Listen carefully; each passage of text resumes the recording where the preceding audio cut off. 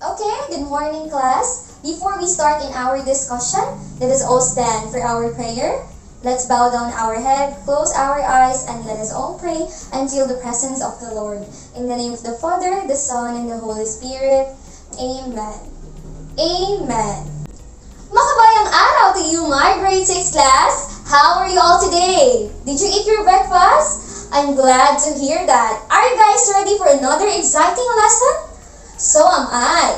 Before anything else, let me introduce myself. I am Teacher Mariton, ang gagabay sa inyong paglalakbay tungo sa learning na wow. So worry no more because learning history is fun. Now, before we begin, I want you to say, Batang Pilipino, batang matalino, batang may respeto, handang matuto. Say with me. Okay, great job! You may now take your seats, class. Arrange your chairs properly. Please pick up some papers and sit erect. Now, let's check your attendance. Who is absent for today? Okay, thank you. Good to know that everyone is present for today's lesson. A round of applause. Now, before we start our lesson today, let me remind you our daily classroom rules. First, if the teacher is talking in front, what will you do? Yeah, that's right. Listen and behave. Avoid talking with your seatmates. And second, raise your right hand if you're going to say something, if you're going to answer my questions. Very good. Okay, we have an assignment, right? Please pass your assignments in front while singing past your paper. Now, I know you learned a lot in our discussion last meeting. So, what was our topic last meeting, class? Right, last meeting we discussed about the Makapili. Okay, the Makapili came into existence after the Japanese started to conscript Filipinos to augment their military forces. However, its members became what class? Okay, they became feared not because of their fighting prowess, but because of their treacherous behavior, which included spying and selling out their own place. Now, before we continue with our lesson, let's have an activity first. Let's play a game called 4 Pigs, 1 Word. Okay, this morning, our brain will be energized through this game. And I want everybody to listen carefully because you will not just play, but you also need to earn points because at the end of our lesson, the one who earned the greatest number of points will be given a reward. Now, I prepared different pictures linked to one word here. And there are 5 levels. Each level, there are 4 pictures that is connected or linked by one word. And your aim is to work out what the word is from a set of letters given below the pictures. Moreover, if you will get the correct answer, you will be given 10 points. Are you ready? Let's get started. First picture. Yes, correct. The word is laurel. Yes, Jose P. Laurel. Okay, how about the second picture? Okay, very good. That is Japan. How about the third picture? Nice one. That is Philippines, our country. Fourth picture. Analyze the picture, class, and work out what word it is from the given set of letters. Yes, excellent. That is second. Okay, and for the last picture. What is that, class? Okay, that's not the correct word. Just try it again, class. Okay, please analyze. I know you can do it. Okay, try and try. Okay, what's the word, class? Wow, yes, that's absolutely correct. The word is republic. Very good, class. You did a great job. You got it all right, and all of you will receive a reward later from teacher, okay? Now, did you enjoy our activity? What have you observed about the pictures? Okay, what have you noticed about those words you completed? Okay, what do you think is our topic for today? Okay, very good. Yes, class. Our topic for today is all about the Second Philippine Republic that was established during the Japanese occupation. Now, as we start in our discussion, class, please read the learning objectives. At the end of the lesson, the students are expected to... Okay, very good. That's our learning objectives for this lesson, class, and I hope at the end of our lesson, you will obtain all of that, okay? Okay, are you now ready, class? Let's go! Join me! Let's enrich our knowledge for a learning that is always wow, because in learning history, it is fun. Let's go and travel to the past and get to know what happened during the Second Philippine Republic. The Second Philippine Republic was established during the Japanese occupation of the Philippines. At the outset of the occupation, the Japanese government established a military administration over the Philippines, as well as the Philippine Executive Commission composed of several pre-war Filipino political leaders. The Kalibapi or Kapisanan ng Paglilingkod sa Bagong Pilipinas was also organized, designed to be the sole and exclusive political organization in the Philippines. On June 16, 1943, Premier Hideki Toho promised independence to the Philippines. The Kalibapi would then form the Preparatory Committee on Philippine Independence, or the PCPI, which was tasked with drafting a new constitution.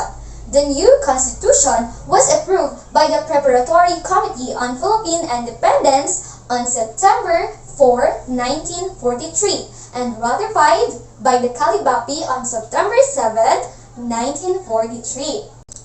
Then, on September 20, 1943, the Kalibapi, under the leadership of its Director General, Benigno Aquino Sr., held a party convention to elect 54 members of the National Assembly. The Assembly was actually made up of 108 members, but half of this number was composed of incumbent governors and city mayors. Jose P. Laurel was elected as President of the Second Republic. Okay, who is elected as President of the Second Republic, class? Okay, very good. Yes, that's right. It is Jose P. Laurel. The First Republic was Aguinaldo's Malolos Republic, and both Benigno Aquino Sr. and Ramon Abancena as a Vice President. The new Republic was inaugurated on October 14, 1943 on the front steps of the Legislative Building in Manila. The Philippine flag hoisted as the national anthem was played. Meanwhile, the Japanese started using propaganda to gain the trust and confidence of Filipinos who refused to cooperate with them. So, what Japanese did is they hand giant posters and distribute their materials that contains such slogans that saying, "The Philippines belongs to the Filipinos." So, they also use newspapers, movies, and others to publicize the same idea. Promoting Japanese propaganda was the main objectives of the Kalibapi. Okay, take note, the Kalibapi. But still, Japanese failed to gain the trust of the Filipinos. Okay, so the main goal of the Kalibapi, or the main objectives, is to gain the trust of the Filipinos. But they still failed. They didn't gain the trust of the Filipinos. Then, on September 21, 1944, President Laurel proclaimed martial law in the Philippines, and it came into effect on September 22. On September 23, 1944, Laurel proclaimed that the Philippines was in a state of war with the Allied powers. But this was never ratified by the National Assembly.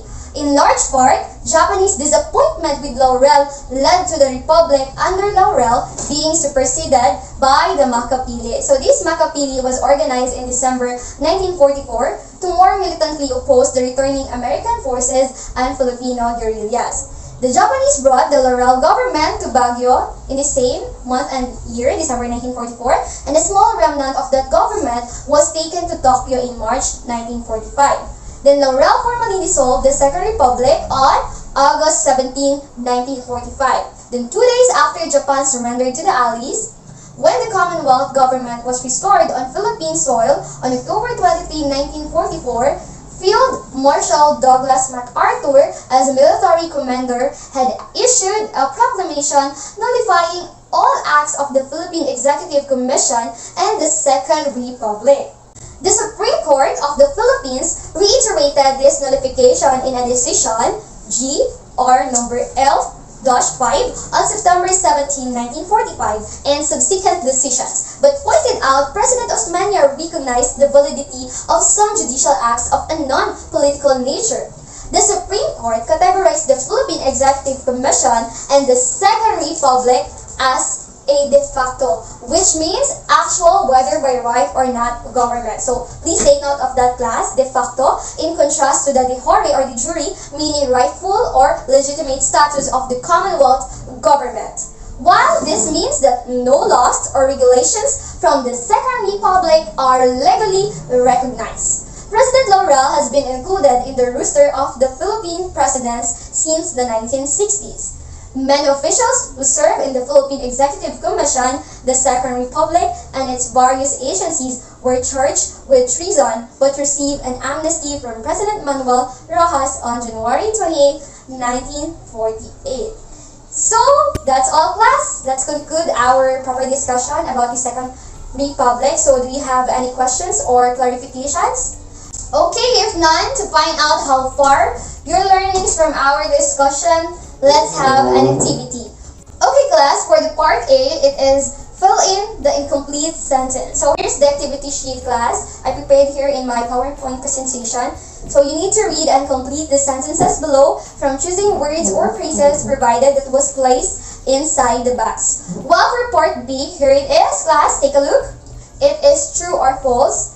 So it is very easy, class. Now get a 1/4 sheet of paper and ball pen and read the statements carefully flashed on the screen.